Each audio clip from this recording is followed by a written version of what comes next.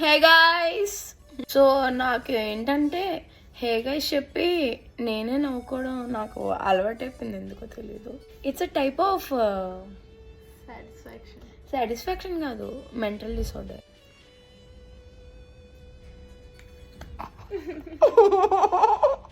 మా మమ్మీ ఏంటో తెలుసా, నా రీల్స్ అన్నీ చూస్తుంది.